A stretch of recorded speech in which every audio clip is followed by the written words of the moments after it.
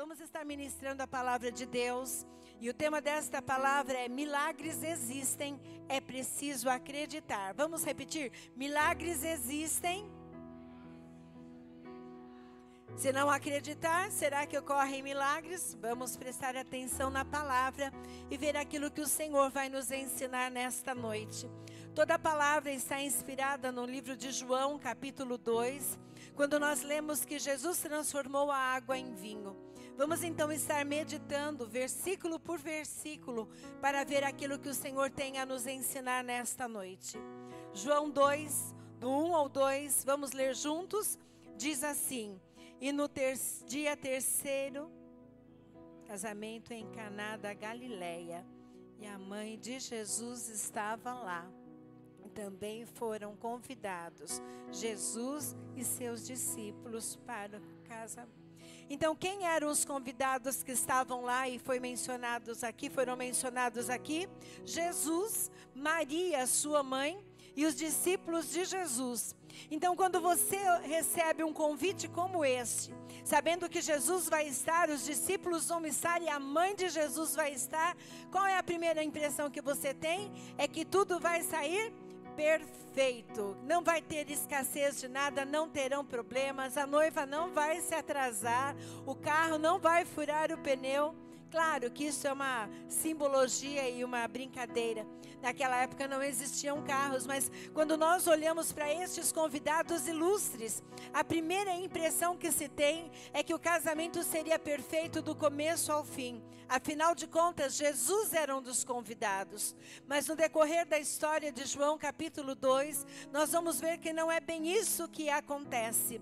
Talvez você tenha entregue a sua vida a Jesus, você frequente aos cultos de domingo, talvez você até mesmo participe da igreja Geração Eleita ali do Evidência na segunda-feira, você sirva como um voluntário, você seja um dizimista e um ofertante e diga: fazendo tudo isso, nada de mal vai me acontecer, não terei problemas algum.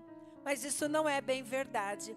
Coisas acontecem, situações inesperadas ocorrem, mas ocorrem com um propósito, e é sobre isso que nós vamos estar aprendendo. Jesus estava, Maria estava e os discípulos estavam. Vale ressaltar que as festas de casamento naquela época de Jesus, eles duravam aproximadamente 7 dias, uma semana. E um dos elementos principais numa festa de casamento era o vinho. Não podia faltar o vinho. Vinho de boa qualidade, para que ninguém saísse falando mal da festa de casamento. Vinho simboliza amor, simbolizava também alegria. E uma característica importante das festas de casamento é que quando elas ocorriam, toda a família era convidada. Não era como as festas de hoje, que apenas alguns são convidados. Não, na festa que Jesus foi convidado, havia muita gente. E pelos estudiosos, a impressão que se dá é que Maria, a mãe de Jesus, fosse parente próxima dos noivos, daqueles que estavam promovendo a festa. Vale salientar também que até aquele exato momento do casamento, Jesus ainda não havia iniciado o seu ministério. Pelo menos não consta nenhum relato de que Jesus houvesse feito algum milagre antes dele. Por isso nós dizemos que este milagre foi o primeiro do ministério de Jesus. João 2:3 diz assim: e tendo acabado o vinho, a mãe de Jesus lhe disse: eles não têm vinho. Jesus estava, Maria estava, os discípulos estavam, mas no decorrer daquela festa acontece um problema. Qual o problema? O vinho acabou. Lembrando que vinho era o elemento mais importante de uma festa de casamento. E quando eles faziam o cálculo para a compra do vinho, para a produção do vinho, eles calculavam de acordo com o número de convidados. Como pode uma festa com pessoas tão ilustres acabar o vinho, algo tão importante? É como se no casamento agora não tivesse bolo. É como se num casamento agora faltasse algum elemento importante. Mas nesta festa em especial, o vinho acabou, e eu não sei em que parte do casamento. Se foi no primeiro, no terceiro, no sexto ou no sétimo dia. Mas aquilo era um escândalo para a família. Aquilo seria uma vergonha para eles. Todos sairiam falando que aquela festa não foi bem organizada, não foi bem planejada, ou que eles estavam com um problema maior. Porque se o vinho representava a alegria, se o vinho representava amor, a falta do vinho podia dizer para muitos que naquele casamento não havia felicidade. Ao contrário disso, Maria chama a atenção, dizendo, eles não têm vinho. Ela não procurou o mestre de cerimônias, ela não procurou os pais dos noivos, ela não procurou os seus convidados, mas ela procurou a Jesus. E Maria, naquele momento, ela está dizendo, Jesus, aqui neste casamento onde nós estamos, a escassez, a falta, a ausência daquilo que é principal, que é o vinho. E eu te pergunto, quantas vezes você tem chamado Jesus e dito, Jesus, nesta área da minha vida nós estamos com escassez, nós estamos com a falta, nós estamos com algo que está faltando demais e é um elemento importante. Talvez te falte um elemento importante na área financeira, talvez te falte um elemento importante na área da saúde física, na saúde emocional. Talvez te falte um elemento importante no teu casamento, no teu relacionamento conjugal. Talvez te falte um elemento importante em alguma área da tua vida. E nesta noite você está sendo desafiado a convidar Jesus e dizer para Ele, Jesus, nesta área, acabou. O que me chama a atenção é que Maria não foi falar com o mestre de cerimônias. O mestre de cerimônias, ele tinha essa responsabilidade de ficar observando, controlando, seria como o cerimonialista desta época que nós estamos. Mas ela procurou Jesus, ela sinalizou para ele que havia um problema. Mas note, ela sinaliza que há um problema, mas não diz o que ele deve fazer, nem como ele deve fazer, e nem em que momento ele deve fazer. Ela apenas diz, Jesus, eles não têm vinho. O problema está que muitas vezes nós falamos para Jesus o que falta, onde há escassez, aonde nós percebemos que algo não vai bem, mas queremos dizer para Ele, o Senhor não está vendo que horas o Senhor vem, como que o Senhor vai fazer, faça isso, faça aquilo. Maria não foi tão impetuosa, Maria não foi tão impulsiva de dizer para Jesus o que Ele devia fazer, como Ele devia fazer ou como Ele devia fazer. Mas Jesus imediatamente responde a ela. Mas antes disso, eu quero tirar a primeira lição deste versículo 3 do capítulo 2. E a primeira lição que eu tiro, e eu te convido para que leia comigo, é: seja parte ativa da solução do problema. Apenas observador do que... Maria poderia ter ficado quieta. Não eram os filhos dela. Não era alguém que ela tivesse responsabilidade de fazer alguma coisa. Ela era uma convidada como outra qualquer. Mas uma pessoa que tem Jesus, uma pessoa que conhece Jesus, uma pessoa que foi chamada por Jesus, uma pessoa que sabe o poder que Jesus tem, jamais conseguirá ficar quieta e parada se perceber que existe um problema na vida dela ou na vida de alguém. E você, o que tem feito com os teus problemas? O que você tem feito com as áreas da tua vida que estão em escassez ou em crise? O que você tem feito naquelas áreas em que nada acontece? Hoje a primeira lição que você deve levar para a sua casa e meditar durante a semana é: será que eu tenho sido ativo na solução do problema? Ou eu simplesmente observo, reclamo, murmuro e eu não faço nada para melhorar aquela situação, para mudar? O nome disso é autorresponsabilidade. Maria assumiu uma responsabilidade por aquilo que estava acontecendo. E foi um agente, naquele momento, de milagre através da vida dela. E nós vamos aprender isso com o decorrer da história. Maria, depois que falou com Jesus, nos versículos 3 e 4 diz: e tendo acabado o vinho, a mãe de Jesus lhe disse: eles não têm vinho. Só um minutinho. Orem por nós aí, né, bem? Ao vivo. Pronto, voltou. Isso é bom, né, gente? Para quem está assistindo, ver que isso também acontece aqui, não é? Vamos lá então, nos versículos 3 e 4. E tendo acabado o vinho, a mãe de Jesus lhe disse: eles não têm vinho. Jesus lhe disse: mulher, que tenho eu contigo? Ainda não é chegada a minha hora. É estranho, não é? Ouvir Jesus falando assim com a sua mãe. Mas eu quero te dizer que quando Jesus diz: mulher, que tenho eu contigo, mulher era uma palavra utilizada com muita tranquilidade ali dentro daquela cultura.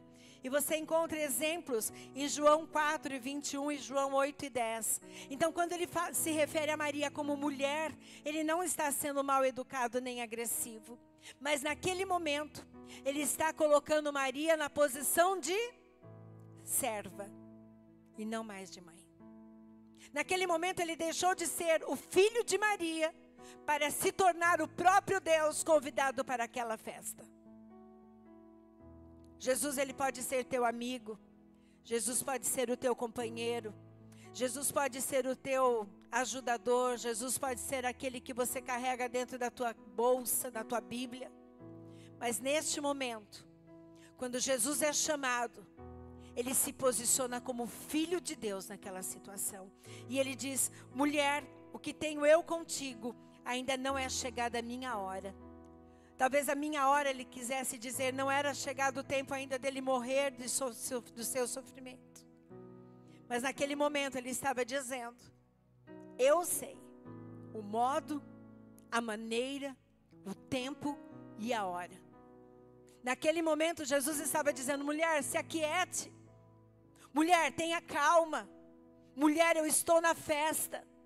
Naquele momento talvez Jesus estivesse dizendo para Maria: ei Maria, você se esqueceu quem foi convidado para vir nessa festa? Sou eu, Jesus, o Messias, o Filho de Deus. Eu estou presente aqui nessa festa. Talvez Jesus esteja te dizendo a mesma coisa nesta noite.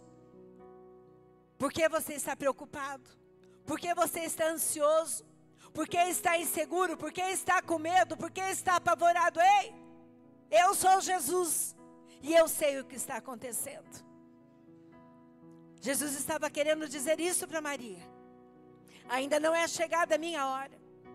E a segunda lição que eu aprendo é esta: aprenda a viver de acordo com o tempo e a estação. Aprenda a saber que existe um tempo para todas as coisas debaixo dos céus. Há tempo, como diz em Eclesiastes, capítulo 3, do verso 1 ao verso 8. Há um tempo determinado para todas as coisas debaixo dos céus. Há tempo de nascer, há tempo de morrer, há tempo de plantar e há tempo de colher. Há um tempo determinado para todas as coisas. E é importante que nós venhamos a saber qual é o tempo e a estação que estamos vivendo hoje. Há momentos que devemos agir, mas existem momentos que devemos esperar. A vida, ela é uma combinação entre lutas e tréguas, avanços e retiradas. Muitas vezes em aconselhamentos eu digo: dá um passo atrás, recua, espera. Porque o ímpeto, a urgência, a dor, o sofrimento, aquilo que nós vemos que parece não ter jeito, nos leva a tomar decisões que poderão levar em consequências muito piores do que aquelas que você está vivendo. Venda na pressa. Se desfaça daquilo que Deus tem te dado na urgência, sem consultá-lo. Você vai ver o prejuízo que você vai ter. Compre sem consultar a Deus. Você vai ter que devolver aquilo que você comprou e corre o risco de ficar com o nome sujo. Por quê? Porque não consultou a Deus. Quantas vezes nos afastamos de quem devíamos estar perto e fazemos o inverso, porque não consultamos a Deus. Neste momento Jesus disse: Maria, não é chegada a hora. Ele estava dizendo: Maria, presta atenção no tempo. Presta atenção na estação. Existe o momento certo e no momento exato eu vou agir. Aprenda a viver de acordo com o tempo e a estação. Qual a estação que você está vivendo agora? Qual é o tempo que você está vivendo agora? Qual é o período que você está vivendo agora? Sabe, irmãos, nós tivemos uma fase na nossa vida em que nós quebramos todos os nossos cartões de crédito, não sobrou nenhum, todos eles. com aquela ilusão que o cartão de crédito nos ajudaria nos momentos que nós precisávamos. Nós não conseguimos comprar alimento no supermercado, porque o dinheiro que nós teríamos que comprar o alimento no supermercado, nós pagávamos o cartão de crédito, o supermercado do mês anterior. Nós quebramos. Eu lembro que a Bruna era pequena e ela dizia: mamãe, me leva no McDonald's, você tem aquele cartão. Ela não entendia que o cartão precisava de dinheiro. Quantas vezes nós temos que entender qual é a estação, qual é o tempo, qual é o modo. Porque quando nós não entendemos, nós plantamos na hora errada, colhemos na hora errada, e o fruto amargo vem. E quando este fruto se torna amargo nas nossas vidas, nós reclamamos com o agricultor, como se a culpa fosse dele. Mas quem plantou foi você. Quem escolheu foi você, não foi o Senhor. Então esta é a segunda lição. João 2:5 diz: sua mãe disse aos serviçais: tudo quanto eles vos disser, fazei-o. Jesus havia acabado de dizer para ela: mulher, você não sabe que não é minha hora? E a Maria logo em seguida diz para os serviçais: tudo que ele mandar fazer, você faça. Pergunta para a pessoa que está do seu lado: se Jesus te mandar fazer algo, você fará?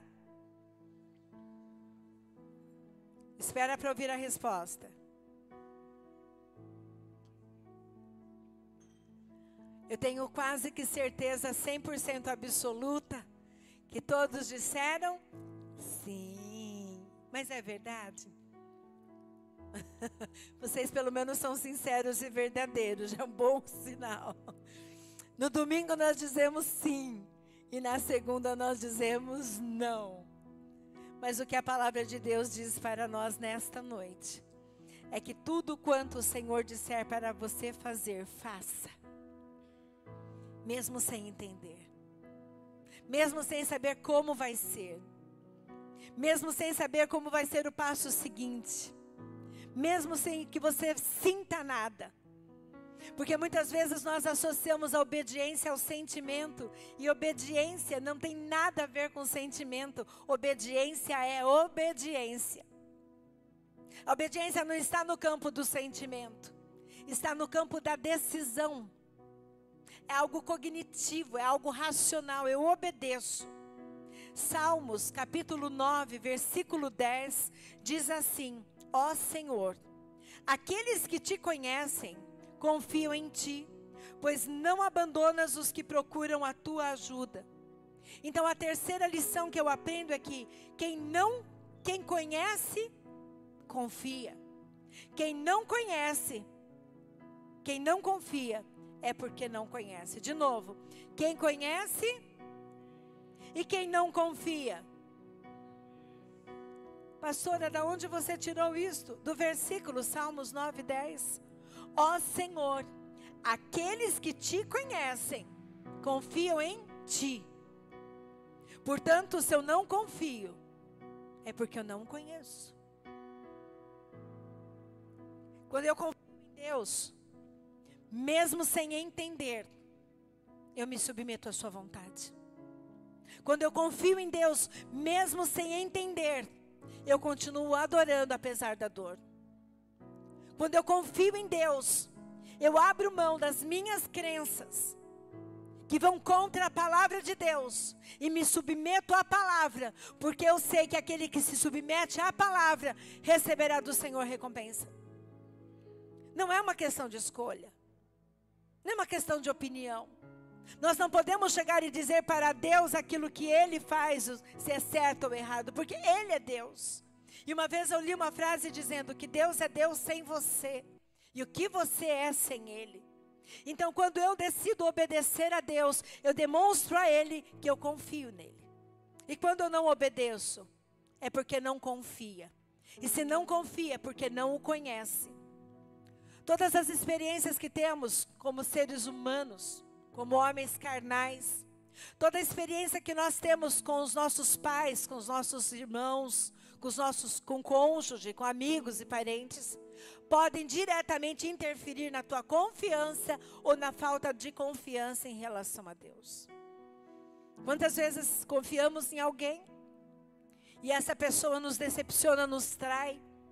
E aí atribuímos a Deus esta responsabilidade. E por causa disso, numa próxima situação, nós não confiamos. Deus não tem nada a ver com a escolha humana. Ele continua sendo Deus. E a palavra dele diz que ele é imutável. Ele não muda. Nós é que mudamos. Então, se você quer confiar mais em Deus, você precisa conhecê-lo mais. E como é que eu conheço mais a Deus, pastora Rose? Meditando na sua palavra, de dia e de noite. Conhecendo o caráter de quem é Deus. Conhecendo quem é Deus, eu confio nele. Tudo quanto ele vos disser, fazei-o. Maria sabia quem era Jesus. Quando nós lemos em Lucas 1, 31 ao 33, vai fazer o relato de quando Maria recebeu a notícia que ficaria grávida. E ali então foi dito para ela quem era aquele moço, aquele Jesus que estaria ali naquela festa. Eis que engravidarás e darás à luz a um filho, a quem chamarás pelo nome de Jesus. Ele será grande e será chamado Filho do Altíssimo. O Senhor Deus lhe dará o trono de seu pai Davi, e ele reinará para sempre sobre o povo de Jacó, e seu reino nunca terá fim.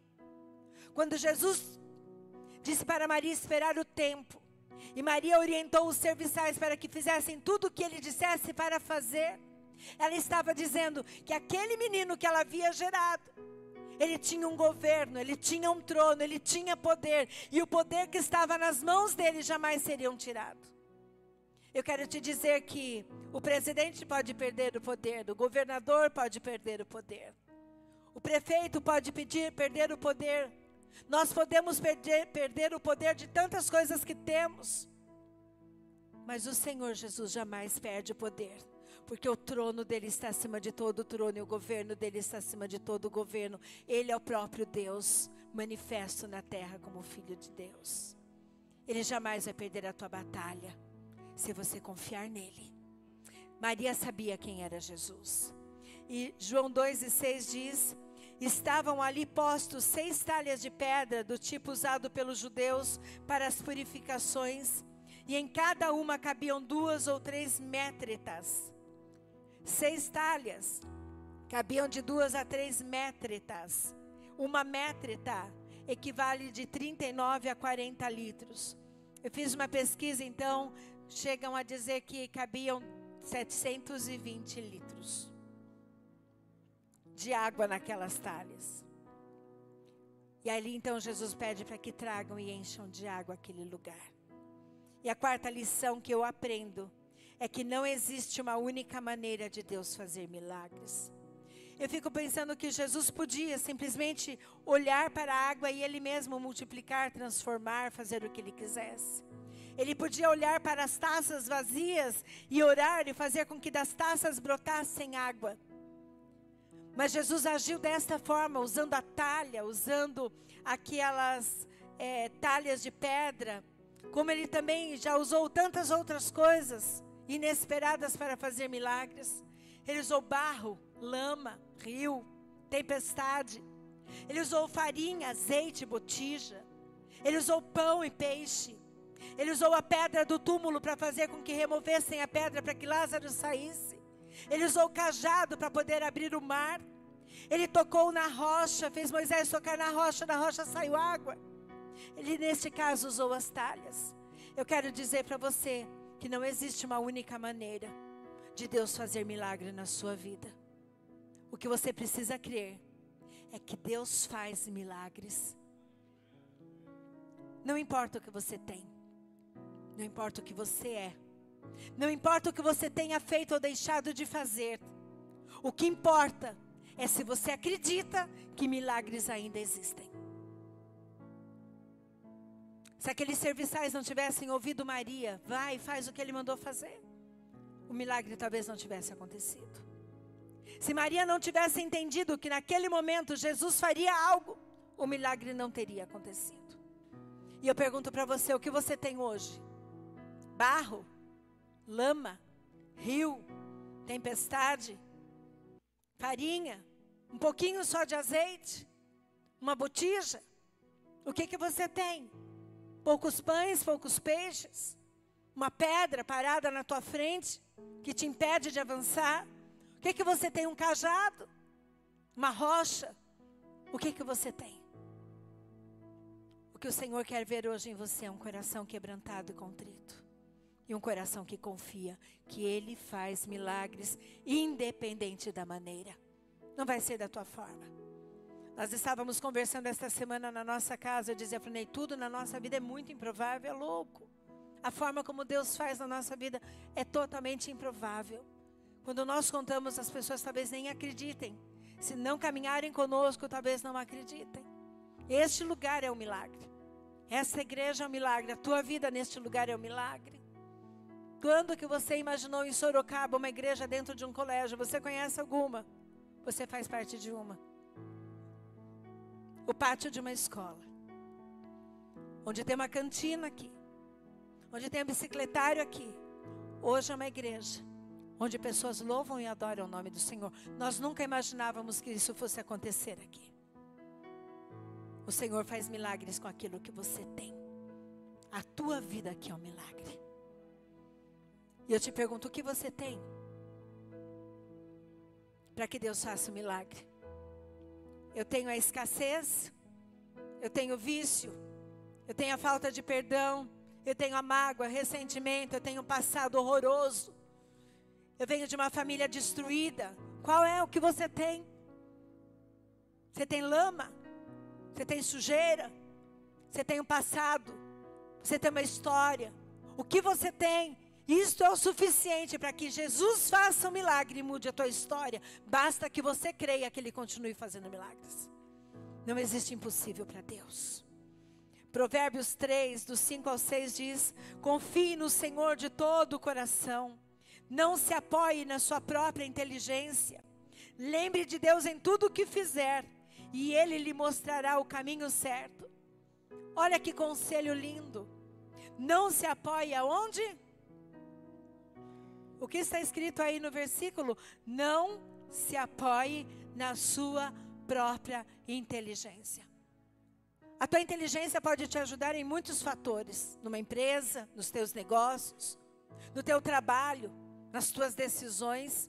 Mas quando nós falamos de Jesus, quando falamos do reino espiritual, nós estamos dizendo que a sua inteligência, ela é carnal. A sua inteligência, ela pode te sabotar. A tua inteligência pode estar repleta de crenças limitantes por experiências que você tenha passado. E essas experiências te levarão a tomar decisões que em nada têm a ver com fé. Aqui o salmista diz: confia no Senhor de todo o teu coração, com toda a tua mente, com todo o teu entendimento, com todas as tuas forças. Não se apoie naquilo que você acredita que seja.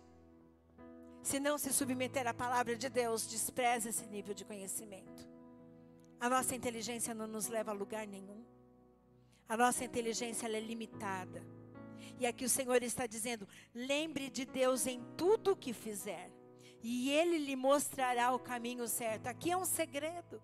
Aqui é uma chave. As coisas não são da forma que nós imaginamos que sejam. Os fins, muitas vezes, não justificam os meios. E o que o Senhor está te dizendo nesta noite é: tudo aquilo que você pensa, imagina, tudo aquilo que você premeditou, tudo aquilo que você traçou como sendo este o caminho para que Deus trabalhe e haja, não considere. Talvez aquelas pessoas dissessem: manda comprar mais vinho, chama o mestre de cerimônia, façam alguma coisa, liberem os convidados, acabem a festa. Mas Jesus não usou nada daquilo que podia ser natural. Ele usou algo que era inesperado. Aquelas talhas, elas eram usadas para alguns rituais judaicos. Para lavar as mãos, porque eles usavam muito de lavar as mãos até hoje. O tanque batismal, ele tem escadas para entrar e depois você passa e tem escadas para sair. Nunca se sai pela mesma escada que se entra. Eles dizem que se você for se batizar e sair pela mesma escada, toda a sujeira que você deixou, você leva de volta. Então, para eles, aquela talha que estava vazia, porque Jesus mandou encher de águas, não era nem provável que estivesse vazia, porque precisavam como se fosse um lavabo. Tudo era improvável, tudo era inesperado, mas Jesus fez um milagre usando o que tinha. E o que eu quero te convidar nesta noite é, não se apoie na tua inteligência, nos teus recursos, na tua influência, naquilo que te prometem fazer e te ajudar. Não se apoie nisso, se apoie em Jesus. Lembre que Ele vai fazer, Ele vai te mostrar o caminho, se você continuar confiando na palavra dEle, confiando nele. João 2:7 diz, disse-lhes Jesus, enchei de água essas talhas, e encheram-nos até em cima. Eles foram ousados. Eles disseram, já que Ele mandou, a mãe falou que era para fazer o que Ele mandasse, nós vamos encher de água até em cima, a gente não sabe nem o que vai acontecer.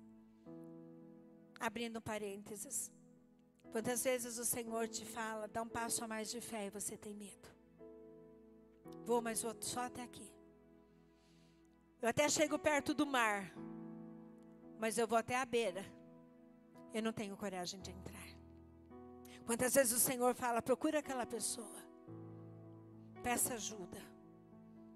Quantas vezes o Senhor fala, vai fazer, serve, dá o seu nome. Mas e se? Mas e se? O e se, esse, nos impede de viver milagres. Quantas vezes eu digo para as pessoas que me procuram, principalmente aqui na empresa, eu digo assim, mas você não tem casa própria? Não tenho. Mas qual é o teu sonho? Ter uma casa. E qual é a casa que você tem vontade? Ah, nem fui ver. Mas se você não foi ver, então não tem casa. Aonde? Que lugar? Que rua? Que bairro? Até que valor? Quantos cômodos? Não sei. É de graça sonhar. É de graça fazer planos e projetos. É de graça ter perspectiva de futuro. Para isso não custa nada. Mas e se? Aqueles homens não ficaram olhando para as impossibilidades. Eles simplesmente acreditaram e obedeceram. E encheram as talhas até em cima. E diz que a multiplicação de vinho foi da mesma proporção da água. Quanto você tem de água? Quanto você tem de fé? Quanto você tem de coragem? Quando nós compramos este lugar, um lote, nós não tínhamos recursos nenhum. Mas pegamos uma palavra que dizia que aonde nós colocássemos a planta dos nossos pés, o Senhor nos daria por herança. E começamos a andar neste bairro e procurar um lote, uma área. E quando nós paramos nesta área, eu fui andar junto com o Ney e pisar e dizer, onde o Senhor disse que meu pé pisasse, o Senhor me daria. Aonde eu colocasse a planta dos meus pés, o Senhor me daria. Isso não custa nada. Isso é fé. Você não precisa do saldo bancário. Isso é fé. Quantas vezes o Senhor diz para você, tenha coragem. Quantas vezes o Senhor diz, fala, faça. Qual é o teu medo? O medo, ele é o pior inimigo do ser humano. Porque ele paralisa. Se aqueles homens ficassem com medo de encher a talha de água e passar vergonha, eles nunca teriam visto milagre. O medo é que as pessoas digam. O medo é que as pessoas falem. Qual é o teu medo? Irmãos, a primeira coisa que eu aprendo com Jesus é que quem tem Jesus e confia na palavra, lança fora todo medo. E se nós temos espírito de medo nos dominando, é porque nos falta conhecer quem é Jesus. Nos falta conhecer a palavra de um Deus poderoso. O Senhor lança fora todo medo. E aqui nós aprendemos então, em João 2, do 8 ao 10. Vamos ler juntos, me ajudem? Então lhes disse, agora levem um pouco ao encarregado da festa.